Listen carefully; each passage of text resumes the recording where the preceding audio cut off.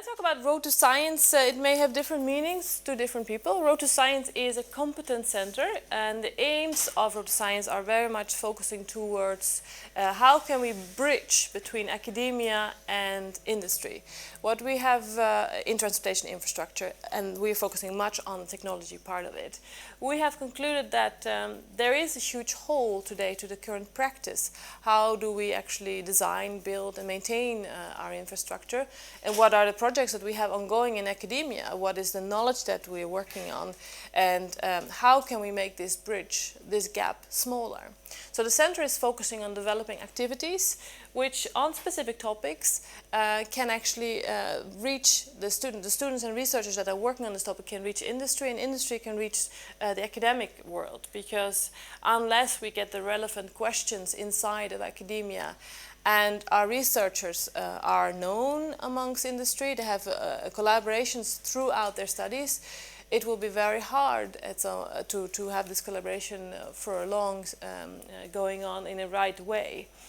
We do not want researchers to be working 4 or 5 years on a project and then come out for the first time to industry. We would like these relationships to be continuously ongoing, for both sides. So industry gets to give feedback to the relevance of things, and the students are aware of the real situation, so they can incorporate that. As we are working in a sector which is quite busy and lots of production side to it, it's hard to say how can people come to a competence center and are very active. You are here today, but there are many more people that are relevant for our field that don't have time to be here, that would like to be part of it. So what we developed a year ago was a virtual world for the center, which looks a little bit like this. The point doesn't work. But if you go into our website, you'll find this one. And in this, we have our different spaces. And I want to give you a small tour through this to show you what you can find there and how you can be part of that. If we go into a library today, you'll be finding articles, you'll be finding lectures, you'll be finding webinars and tutorials, which are done by the members that are active in the center. To give you a couple, and then here you can, for instance, see the most popular ones and the newest which are uploaded. All the researchers that are active in the field, PhD students at KTH, have been given the opportunity the past year to get a media training and then actually an elevator pitch to discuss their subjects. So for those of you that are interested, can just go into our library and see for 2-3 minute films all the students discussing about their projects. So you get a very quick feedback of what's going on, and you can follow the students. So you have an opportunity to become a follower. That means you will get alerts anytime the student or the researcher is uploading a new tool or a new publication or a new methodology. If there is a forum question which is related to this topic, you'll be informed. So it's a very dynamic way of being involved into the research. Other things which you'll be able to find in the library are webinars. You'll be able to find lectures from our members. These are the researchers, but also industry members which are part of the center, as well as tutorials. For example, we have a tutorial which is on how to use Abacus. So an online or a tool which is using finite element calculations to make models, to make structural models, to include material models, and to see how performance in long term can be predicted. Lots of people want to start with this kind of modeling, but they're not quite sure how. So they can go into our library and get a very short tutorial and ask questions to the teachers. So this is all a way to bridge a little bit the barrier of being involved more in this. And it's a way for our students and researchers to have an outreach to industry. And then, of course, you also find what you normally can find in a library, which is publications and books and dissertations. These are all available if you look for it. But if you find one place where you can find everything, which means in the Road2Science virtual world, it's much easier. So there are links to where you can actually find these in the different university systems and libraries and things like this. And again, you can be in direct contact with the researcher that's working on it and ask questions. So if we go from the library to the Connect part, which is a little train there, all our members, we have 149 members right now. You'll be able to contact them directly, ask questions directly, discuss what they're working on. You can post questions and see if you get feedback from for my researchers. We have different communities. When there is career opportunities, we stimulate our partners to actually post what kind of positions. We had in the past a couple of PhD positions which were there. And there's blogs which our members and especially we who lead the center are posting there, our newsletters, and for example you can find there as well. An example of a very active community is our PhD student community. And that means anytime you want to reach this community, you can become a member. You can request to become a member so you're involved in, or you're up to date in their activities. You could send an email to all the members, which means this is an alive community. As people come and leave, they will come into this community, which means you have a very easy way of reaching the current researchers. As well as you can go to their own library and see what they themselves are working on. As we have connections between the library and the communities in the forum, that's where we have the live discussions as well.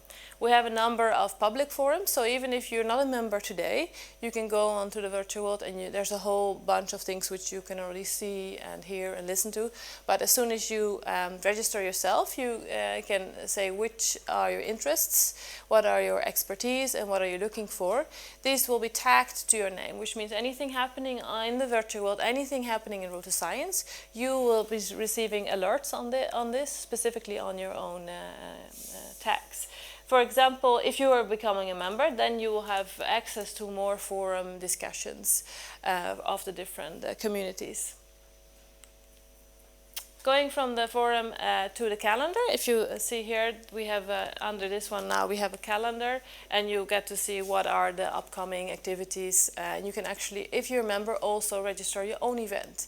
That means people within the community will hear about what's going on. So for the companies, they can register an open day if they want researchers and students to be participant, if they want the other industries to be involved. We see the My Road2Science month program is a program that we have for the researchers to spend 1 month in the center to do an activity, which means organize a course or a webinar, a site visit to a company or construction project that's going on, or seminars. So you'll be involved and you can see directly in the calendar what's going on. If we go here to the Collaborate, we have different programs going on. And one of them was the Infra Sweden, which Morten mentioned earlier. Infra Sweden is a large program which I'm going to explain a little bit more about in the afternoon. But we also have other kind of programs. For example, the co-op program, which is a mobility program. It allows people to see across the fence, see what the other actors are doing. So for example, if you are working in a company and you would like to see the reality of academia, you could spend a time in academia on a specific project. And somebody from academia could go to your company to understand your reality. It's a mobility program which is now becoming more popular. We had the first two projects which started and they're more or less ended. As we are starting a mobility program also in Infra Sweden, we would like to use these two first co-ops also to learn from what is the best way, what are the pitfalls in these kind of exchanges, how can you optimize the interaction between the two scholars which are changing places actively. In Infra Sweden's co-op, we also will have an international co-op program, so that allows people also to go to our international programs. The Innovate in 1 Year is a program which is mostly suitable for those that are just finishing with their research and they have published a lot, what we normally do in academia, but they haven't really tested out what they have done in reality. For a company also may be interested in seeing, well, there's this new tool, this new method, can we embed it in our company? So with Innovate in 1 Year, what happens is that we will hire a researcher for 1 year for a company, but the researcher will work 80% of his or her time at the company, trying out this methodology. So let's say I made a new computer tool for calculations of long-term performance of pavements. But my company, NCC, may be interested in seeing, can this replace our current calculation tools? But they're not quite sure what does it mean. Does our production have to change? What are the knowledge things that our people would need to be trained on using this one? The Innovate in 1 Year allows you then to have this person 1 year in your company without hiring the person fixed. but testing out also. You have not just only the tool that you transport to your company, but you have also the expert which has been developing this for 4 or 5 years. And you get a very fast idea of what are the bottlenecks for you if you would like to take this step. And then we have the link for BVFF, so the Banenweg voor Framtiden, which is a branch program run by Trafikverket. KTH is a member there, VTI is a member there, Luleå is a member there. And we are holding the responsibility within KTH to discuss about BVFF, to monitor these projects, to make sure that there's reference groups, to make sure that the funding which was reserved goes specifically to these projects, and to see if there is support needed from our side. And then we have a number of academy industry meetings, for example, the one that we're having today, where we have a blending of academics and industry talking together. To follow the tour a little bit, if you are having, if you have your own profile on the virtual world, you have chosen what you are interested in. That means also that you can choose how you want to be informed. This could be via email alerts, but it could also be into my message on the wall. Where if anything that happens will be listed here, but there will be a filter over it, so you don't get all the activities, but you get to hear about the things that you are interested in. So if you say my interest is concrete pavements, then anything happening on the concrete pavements as a tag registered to it, you will be finding here. And that could be events, that could be dissertations, that could be a webinar or a discussion somewhere. Another way of not having to go through the entire structure every time is that every site you have the option of listing that onto your dashboard, which means you have a number of fast buttons so you can quickly go to what you're interested in. So new projects, new positions, people coming out, these could be things that you're interested in. You can quickly find them in your dashboard. Right now we have 149 members.